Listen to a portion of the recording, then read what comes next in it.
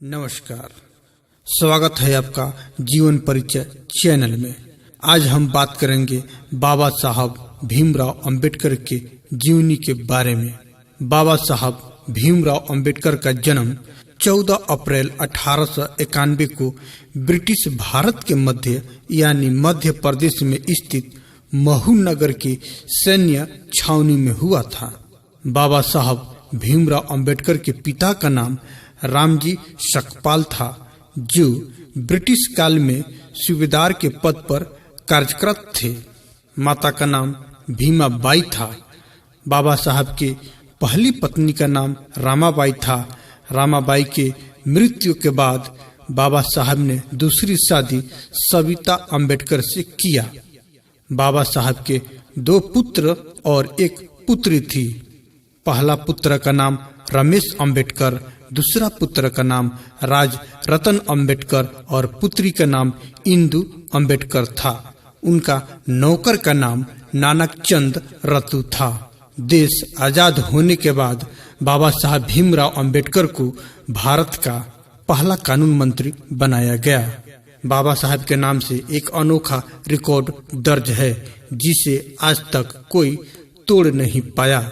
जैसे एक साल में 16,000 किताबें पढ़ना, अपनी लाइब्रेरी में 50,000 किताबें रखना, 2 साल 11 महीने 18 दिन में श्रेष्ठ भारत का संविधान लिखना उनका एक ही मूल मंत्र था।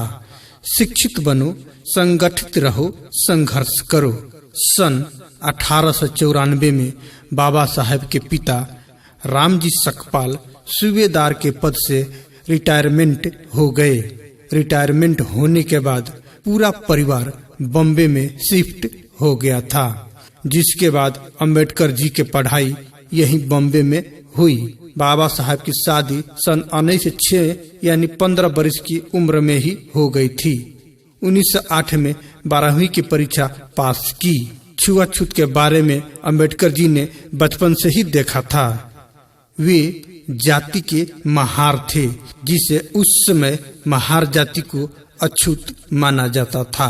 इसी वजह से अंबेडकर जी को समाज में कई जगह भेदभाव का शिकार होना पड़ा। महार जाति के बच्चों को क्लास में बैठने नहीं दिया जाता था। बाबा साहब क्लास के बाहर दरवाजे के पास बैठकर पढ़ा करते थे। प्यास लगने पर दूर से पानी पिलाया जाता था। जिस दिन स्कूल का चपरासी नहीं आता था, उस दिन बाबा साहब दिन भर प्यासे रह जाते थे।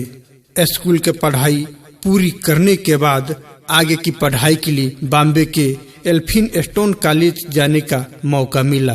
पढ़ाई में काफी अच्छे थे, इसलिए उन्हें बड़ौदा के गायकवाड़ के राजा सहयाजी से 25 रुपए की स्कॉलरशिप हर महीने मिलने लगी। उन्होंने राजनीति विज्ञान व अर्थशास्त्र में 19 से 12 में ग्रेजुएशन पूरा किया। उन्होंने अपने स्कॉलरशिप के पैसे को आगे की पढ़ाई में लगाने की सोची और आगे की पढ़ाई के लिए अमेरिका चले गए। अमेरिका से लौटने के बाद बड़ौदा के राजा ने उन्हें अपने राज्य में रक्षा मंत्री बना दिया, परंतु यहाँ भी छुआछूत की बीमारी ने उनका पीछा नहीं छोड़ा। इतने बड़े पद पर होते हुए भी उन्हें कई बार निरादर का सामना करना पड़ा। बॉम्बे गवर्नर की मदद से वे बॉम्बे के syndrome college of commerce and economics में राजनीतिक अर्थशास्त्र के प्रोफेसर बन गए। अंबेडकर जी आगे और पढ़ना चाहते थे, इसलिए वे एक बार फिर भारत से बाहर इंग्लैंड चले गए। इस बार उन्होंने अपने खर्चे का भार खुद उठाया। यहाँ लंदन यूनिवर्सिटी ने उन्हें DSC के अवार्ड से सम्मानित किया। अंबेडकर जी ने कुछ समय जर्मनी की बोन यूनिवर्सिटी में गुजारा। यहाँ उन्होंने इकोनॉमिक्स में अधिक अध्ययन किया।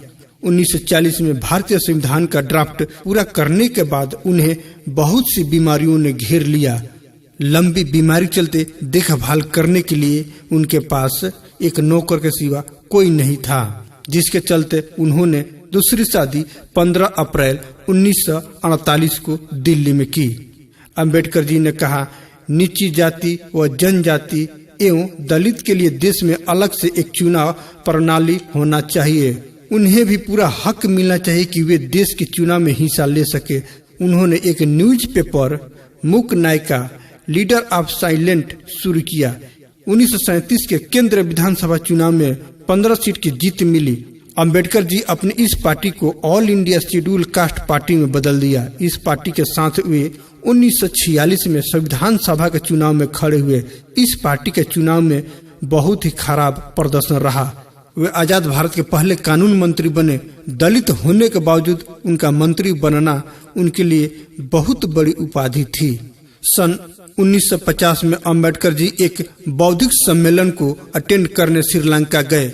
वहां जाकर उनका जीवन ही बदल गया। वे बौद्ध धर्म से अत्यधिक प्रभावित हुए और उन्होंने धर्म परिवर्तन की ठान ली। श्रीलंका से भारत लौटने के बाद उन्होंने बौद्ध व उनके धर्म के बारे में किताबें लिखी। वे अपने आपको इस धर्म में बदल लिया। 1955 में उन्होंने भारतीय बौद्ध दया महासभा का गठन किया। 14 अक्टूबर 1956 को अंबेडकर जी ने एक आम सभा का आयोजन किया, जहां उन्होंने अपने 5 लाख सपोर्टर को बौद्ध धर्म में परिवर्तन कराया। 1954 से 1955 के समय अंबेडकर जी अपने सेहत से बहुत परेशान थे।